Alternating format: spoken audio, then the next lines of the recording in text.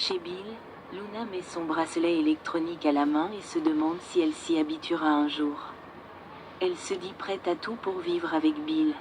Mais il lui conseille de prendre son temps pour éviter de se retrouver dans une situation similaire à celle qui l'a conduite derrière les barreaux.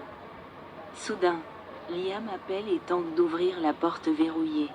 Bill ordonne à Luna de partir tandis qu'il se lève pour aller ouvrir. Liam veut savoir pourquoi la porte est verrouillée. Bill salue son fils, qui est immédiatement méfiant car la porte de Bill n'est jamais verrouillée. Liam explique que son père a toujours dit qu'il laissait sa porte déverrouillée parce qu'il payait tous les agents de sécurité. Bill est sans voix. Liam dit qu'il y a un problème avec Bill maintenant.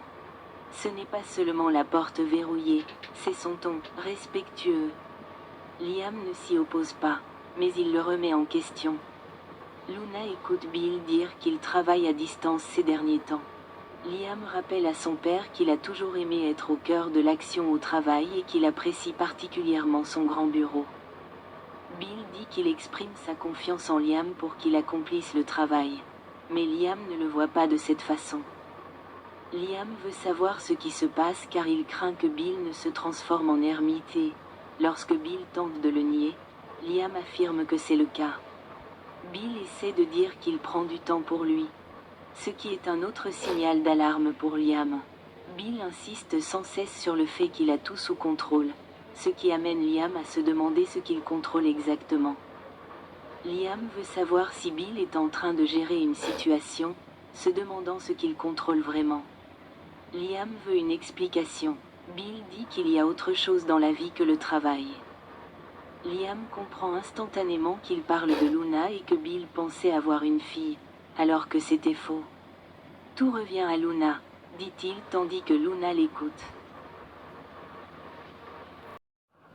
Dans le bureau de Lee, elle veut que Poppy admette avoir couché avec son mari. Elle pense que Poppy et Jack se cachaient pendant qu'elle travaillait de longues nuits à l'hôpital. Lee ne voulait pas croire que Jack était capable de tromper, mais l'affaire avec Sheila est arrivée et elle a découvert que Jack se cachait avec plein de gens. Lee accuse Poppy de savoir que Luna était Jack depuis le début. Poppy reste sans voix. Poppy comprend que c'est pour cela que sa sœur a toujours été si froide avec elle. Lee est catégorique. C'est pour cela que Poppy a toujours gardé le secret sur l'identité du père de Luna. Lee est furieuse d'avoir ouvert sa maison à Poppy et que Poppy l'ait trahi. Poppy nie. Mais Lee lui rappelle qu'elle sait à quel point Poppy était proche de Jack. Alors, quand Poppy est tombée enceinte et a refusé de révéler l'identité du père, Lee pense savoir ce qui s'est passé. Jack entre et les salue tous les deux, et Lee l'accuse d'avoir un vilain petit secret. Elle observe ensuite Poppy jeter un regard furtif à Jack et secouer légèrement la tête. Lee dit à Jack qu'elle sait ce qu'il faisait chez eux. Il pense qu'elle parle de Sheila et prétend ne pas savoir de quoi elle parle. Lee affirme que ce n'était pas Sheila et qu'elle sait ce qui s'est passé. Poppy ne peut même pas regarder sa sœur tandis que Lee accuse son ex-mari de la pire des trahisons. Il dit qu'il l'a trahi avec Sheila et qu'il l'a payé en perdant son mariage avec Lee.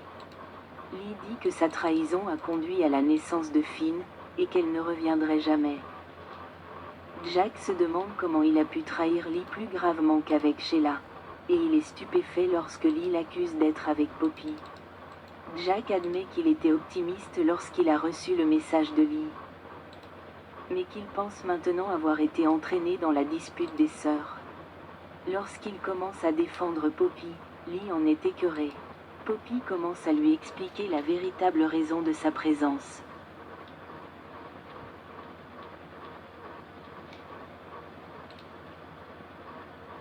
Mais Lee la fait taire. Elle veut que Jack l'avoue. Elle lui confie qu'elle a fait un test de paternité sur Luna et que Tom Star n'est pas son père.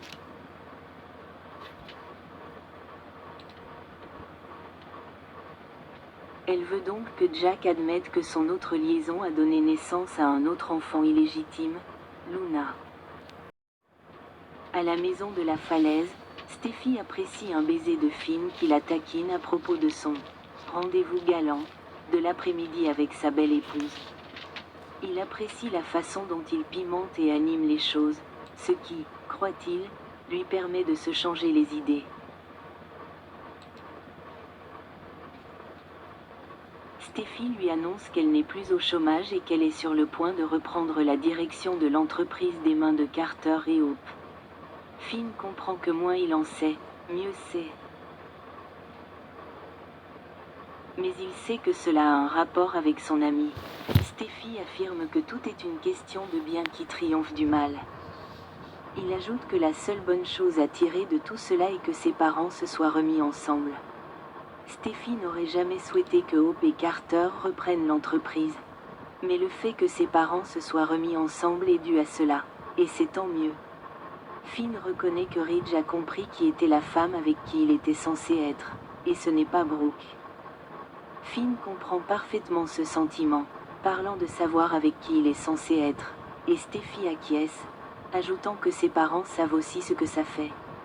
Steffi remercie Finn pour son soutien, car ce n'est pas quelque chose qu'elle a jamais eu en grandissant avec un père dont l'attention était partagée entre deux femmes, comme c'était le cas lorsqu'elle était avec Liam. Finn dit qu'il est totalement dévoué à Steffi. Steffi le remercie d'avoir été si compréhensif quant à l'emménagement de Taylor avec eux, mais elle soupçonne que ce ne sera que temporaire. Steffi se demande si les parents de Finn pourraient un jour se réunir. Il n'est pas très optimiste. Finn déteste la tension entre ses parents. Mais il la comprend car il sait que sa mère en veut à tout le monde et que son père n'arrive pas à la surmonter. Mais son père a trahi sa mère. Et il ne fait aucun doute que ses actes ont blessé Lee plus que tout. Finn ne peut imaginer quelque chose de plus douloureux que la trahison de Jack.